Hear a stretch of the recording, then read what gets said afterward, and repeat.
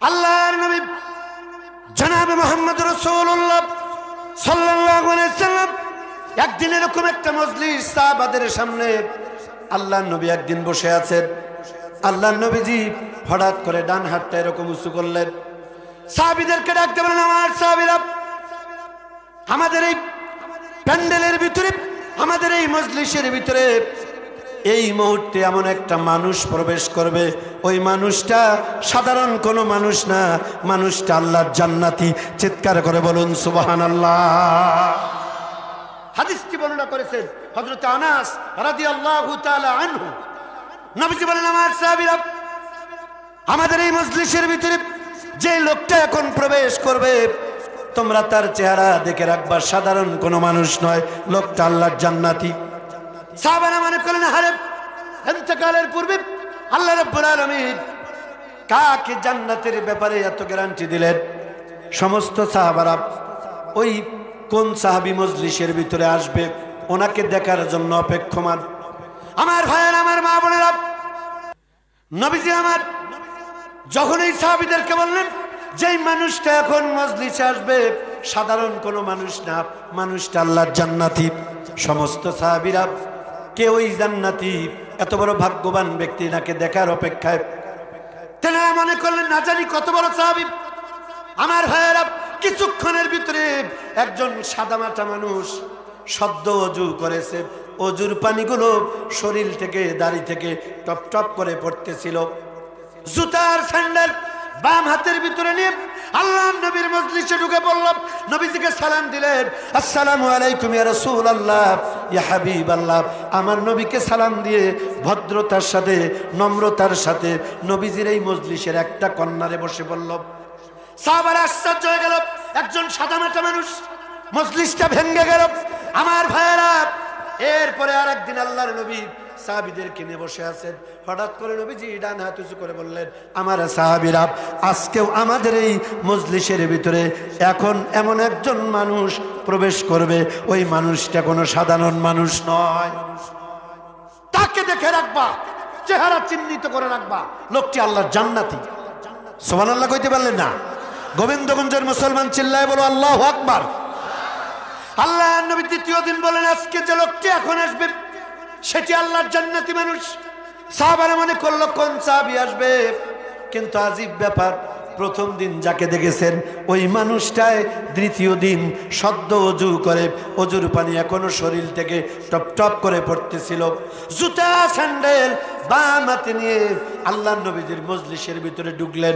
নবীজিকে সালাম করে ভদ্রতার সাথে আস্তে করে একটা জায়গায় বসে গেল। কয়দিন হলো? তৃতীয় দিন আল্লাহর নবী সাহাবীদের সামনে কথা বলতেছিলেন, কোরআন কারীম থেকে আলোচনা করতেছিলেন। হঠাৎ করে নবীজি তৃতীয় দিন ডান হাতটা উঁচু করলেন, ডাক দিয়ে বলেন, আমার সাহাবীরা, আজ ওই মজলিসের ভিতরে এমন একজন মানুষ প্রবেশ করবে, ওই মানুষটা কোনো সাধারণ মানুষ নয়, মানুষটা আল্লাহর জান্নাতি। চিৎকার করে বলুন সুবহানাল্লাহ। সমস্ত সাহাবীরা ওই জান্নাতি মানুষকে দেখার জন্য অপেক্ষমান। তৃতীয় দিন, প্রথম দিন যাকে দেখেছে, দ্বিতীয় দিন যাকে দেখেছে, তৃতীয় দিন ওই মানুষটাই অজু করে আল্লাহ নবীর প্যান্ডেলে ঢুকলেন, নবীজিকে সালাম করে এবার বসে গেলেন। কয়দিন হলো? সালাসা ইয়ামা, 3 দিন। আমার ভাইয়েরা, আমার মা বোনের একটু কান লাগান। জান্নাত যারা পেতে চান, ছোট্ট একটা আমল আলোচনার ভূমিকায় দিয়ে যায়। আল্লাহর জান্নাতের মেহমান যারা হতে চান, এই একটা মাত্র হাদিস শুনে যদি ব্যক্তি জীবনে আমল করতে পারেন, বিশ্বাস করুন আল্লাহর নবীর সাহাবীদের সাথে আল্লাহ জান্নাতে জায়গা করে দিবে। বন্ধুগণ আমার, তৃতীয় দিন সমস্ত সাহাবীরা প্রোগ্রাম যখন শেষ হয়ে গেল, নবীজি চলে গেলেন যার যার মতো করে। সমস্ত সাহাবা আসবেন নিজেদের মতো করে বাড়িতে চলে গেল। কিন্তু আল্লাহর নবীর একজন সাহাবী, যুবক সাহাবী হযরত আব্দুল্লাহ ইবনে আমর রাদিয়াল্লাহু তাআলা আনহু বেরিয়ে যাওয়া গেটের দরজায় দাঁড়িয়ে আছে।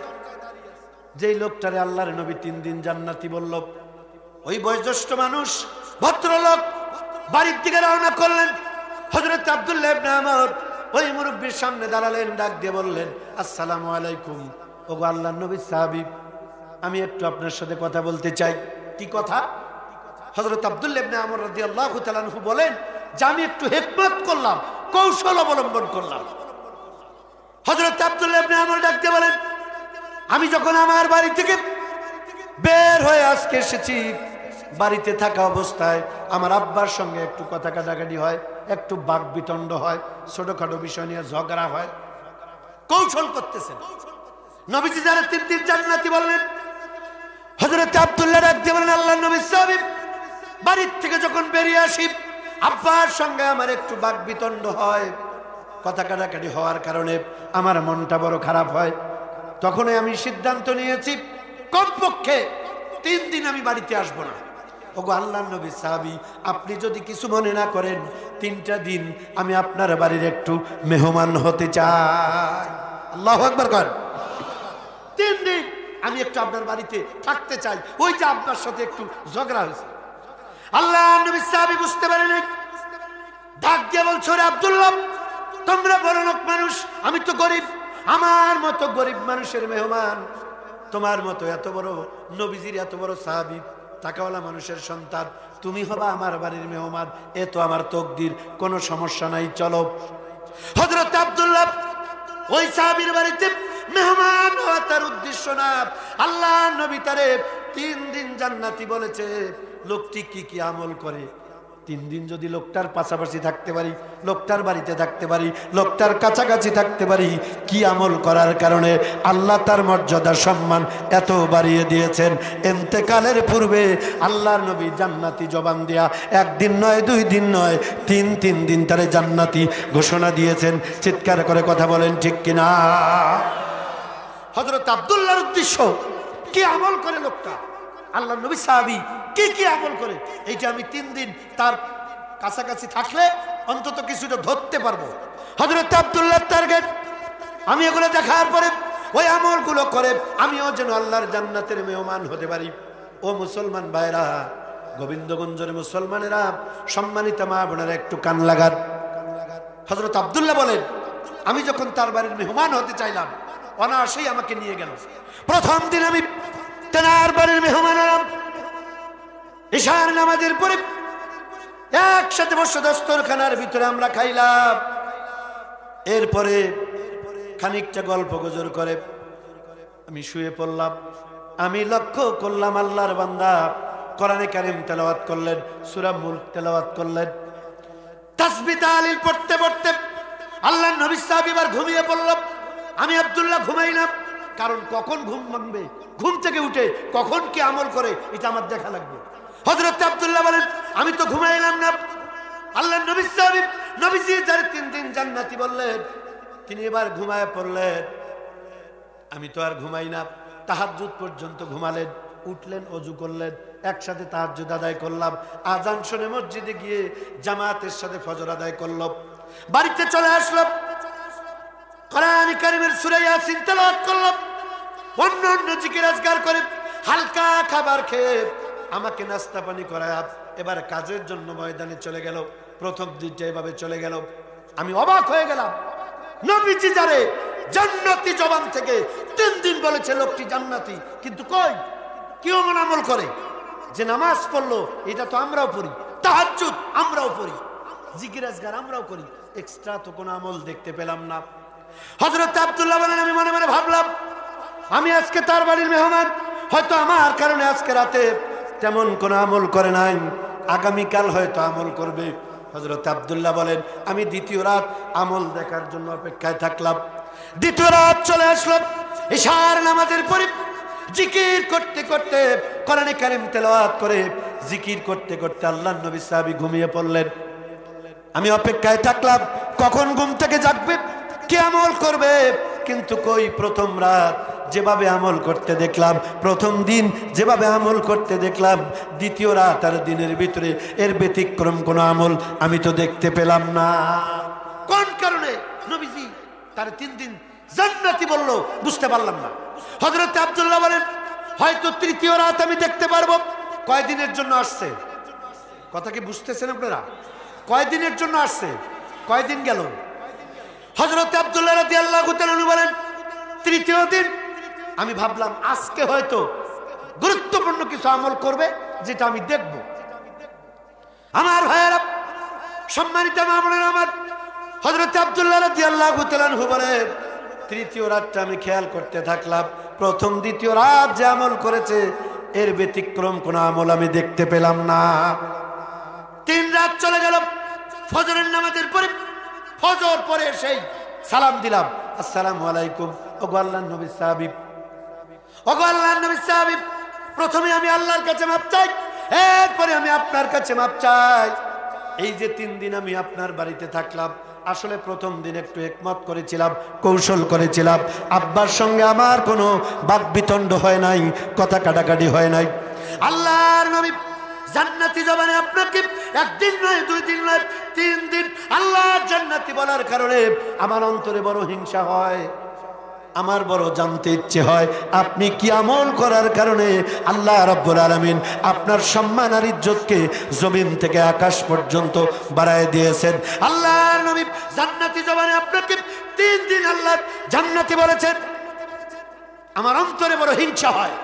এই জন্য একটু কৌশল করে 3টা দিন 3 রাত আপনার বাড়িতে থাকলাম, আপনার কাছে থাকলাম, কিন্তু কই যে আমল আপনাকে করতে দেখলাম এর থেকে বেশি আমল অনেক সাহাবীরা, আল্লাহর নবী অনেক বয়োজ্যেষ্ঠ সাহাবী, তারা এর থেকে বেশি আমল করে। আল্লাহু আকবার করবেন না? কিন্তু নবীজি আপনাকে 3 দিন কেন জান্নাতি বললো বুঝতে পারলাম না। আল্লাহর নবী জনৈক সাহাবী ডাক দিয়ে বলেন, রে আব্দুল্লাহ, 3 দিন তুমি আমাকে যে আমল করতে দেখেছো এর ব্যতিক্রম কোন আমল আমি করি না। হযরত আব্দুল্লাহ এই কথা শুনে এবার বাড়ির দিকে রওনা করলেন। কিছু দূর যাওয়ার পরে পিছন থেকে ওই সাহাবী ডাক দিল, আব্দুল্লাহ একটু দাঁড়াও। হযরত আব্দুল্লাহ বলেন, আমি দাঁড়িয়ে গেলাম, ফিরে আসলাম। কিছু বলবেন? জি। 3 দিন তুমি যে আমাকে আমল করতে দেখেছো এর ব্যতিক্রম কোন আমল তো আমি করি না।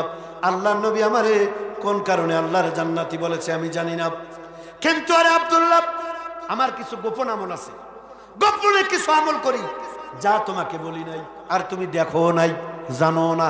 আল্লাহু আকবার বলে, আব্দুল্লাহ আমি গোপনে কিছু আমল করি। আল্লাহর নবী সাহাবী হযরত আব্দুল্লাহ ইবনে আমর রাদিয়াল্লাহু তাআলা আনহু ডাক দিয়ে বলেন, ওগো আল্লাহর নবী সাহাবী, দয়া করে মেহেরবানি করে কি কি আমল আপনি গোপনে করেন একটু যদি আমারে বলেন। 3টা দিন আর রাত আপনার কাছাকাছি থাকলাম আপনার আমল দেখবার জন্য, দয়া করে মায়া করে আমারে যদি একটু গোপন আমল বলতেন। আল্লাহর নবী সাহাবী ডাক দিয়ে বলেন, ওরে আব্দুল্লাহ,